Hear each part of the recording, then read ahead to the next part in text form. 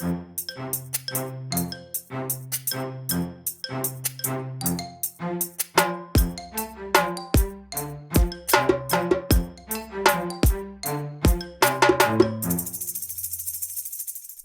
warm welcome back to the Information Security Stack, together with me, Daniel Gustafsson, and Kim Hindart. Hubba. Today, Kim, we are going to answer a question that one of our listeners have sent to us, which we greatly appreciate. Ooh.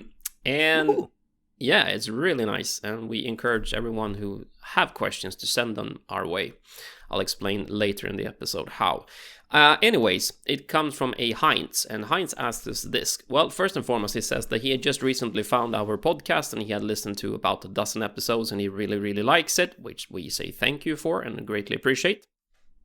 But he also says that recently he ended up in a discussion regarding the statistics from Microsoft Trust Center and how many disclosures have been taking place. He had the opinion that the statistics, which show the disclosure regarding Sweden in this case, are difficult to rely on, as they are a risk of large number that are unreported cases, unless there have been some gag orders involved, and there's a possibility of that. It was then claimed that they were certain that those claims were certainly included in the statistics, only that the customers was not informed. I can't find a source of information regarding this. Do you have any? Do you know any sources that we could take a look at? So you have an answer for that, Kim? Yeah, unfortunately not a source per se, but if you look down that same page, we will of course provide you links. You can see in the FAQ immediately that does Microsoft notify customers when civil proceeding litigants request their data, and does Microsoft ever challenge non-disclosure obligations? Yes, except where prohibited by law. So yes, they can do, and I firmly believe that the statistics here during the page that actually says law enforcement request report are decently correct, because law enforcement request reports are a very, very little part of all the disclosures, and I will explain why. So from a civil lawsuit, no, they will not take that part in the statistics unless they are specifically allowed to do that. So there might be absolutely unreported cases. Are there many? I would say not that many in the law enforcement request report page. But if you look at the FAQ on just the question below, does the data include any legal demands that may have been issued pursuant to US national security order, i.e. FISA order and FISA directives? No, this report covers from law enforcement agencies, usually locally or nationally police departments investigating a range of criminal activity.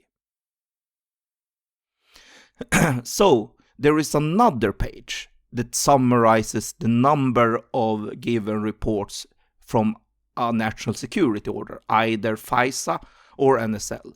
FISA means Foreign Intelligence Surveillance Act. I mean, this is mass surveillance we're talking about. So even if you do one request, let's imagine you have an admin account to Office 365. One request can be surveillance on many, many, many mail accounts. Mm-hmm. Just to be clear. So, and how do we actually know that this actually happens? Well, Sweden does this too. This is normal national security, foreign intelligence, and foreign surveillance. This is what we do. The biggest difference is that Sweden allows the EU courts to supervise that they don't do anything out of sort with this. Mm. But we have intelligence agencies just as much here in Sweden as we have in other countries. But the fact of the matter is that all European countries have agreed to work together on this and fall under the supervision of the European courts. This is not just out of rem, totally wild west illegal. The FISA have separate courts in the United States as well. But you should not forget that the separate courts in the United States, they are secret courts. So a FISA warrant. Well, to start with, I can assure you that Microsoft does not know all the FISA warrants implemented in Microsoft, because if you get a FISA warrant, you might not be able to tell it. This is code word clearance national secret. So you won't even tell your employer that you have gotten an order from FISA to breach data from your employer. No. So, to be clear, the FISA has a mission not just to gather intelligence regarding anti-terrorism and stuff, or illegal activities. The FISA has a mission to surveillance things that give you an economical, financial, and business advantage.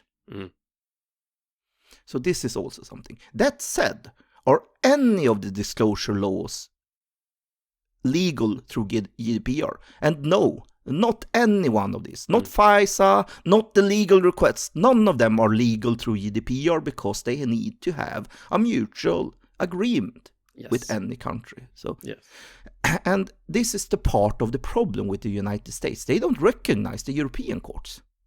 They say it's enough that you are protected by a civil defender in the FISA courts or in the civil lawsuit courts. And that's it. And that's just the way rule of law and the practice of law.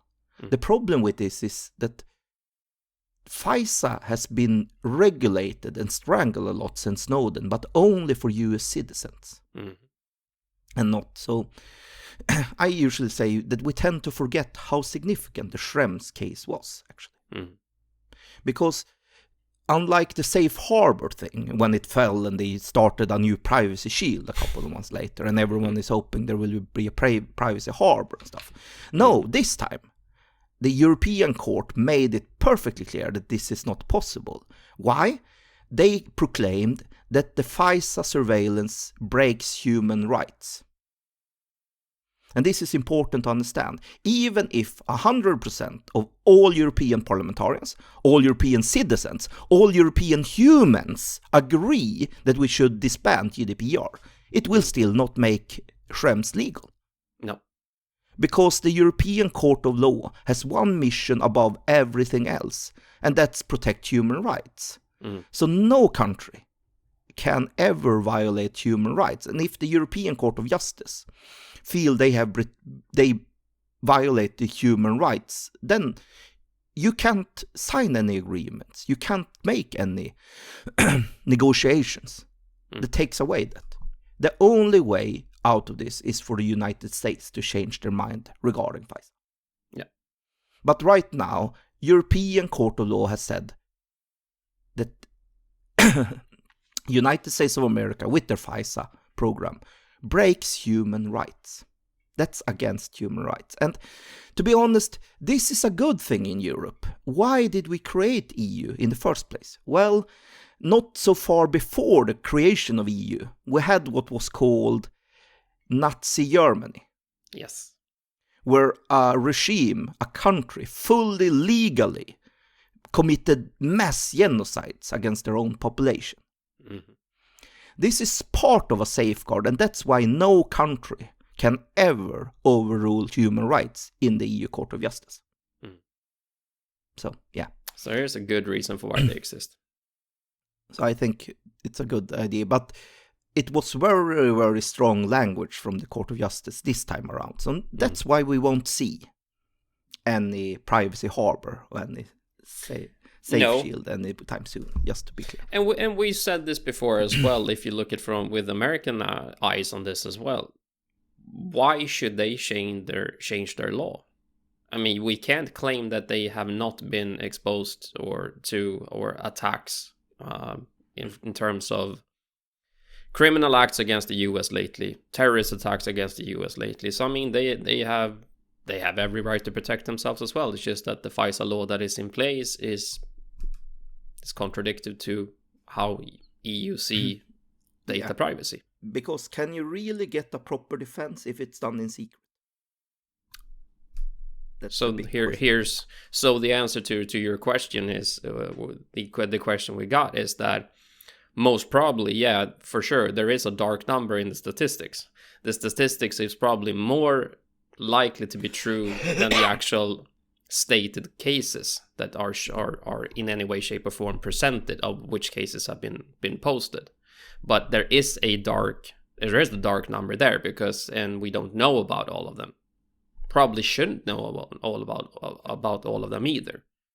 But rest assured, in the FISA statistics, they are much more prone to be skewed, I would say, than the law enforcement. So, do we for sure know all of the claims that where Sweden or Swedish companies were targeted? No. But neither does Microsoft. So, here we are, essentially. So that's essentially the answer to your question. But it's a good one, and then it's a relevant one to take into account. And of course, we will link the documents and web pages that Kim referred to when he talked about this. Of course, you can read upon them as well and see if you can make more sense of it, or if it helps you in any form of risk assessment or whatever you might need them for. But it's an interesting discussion, and let's just be also very clear that foreign intelligence is something that every country in the world do in one way, shape, or form. Yep. And to be clear, not just foreign intelligence, it's foreign intelligence surveillance, to be clear. Yes. It's surveillance we're talking about. It's mass harvesting.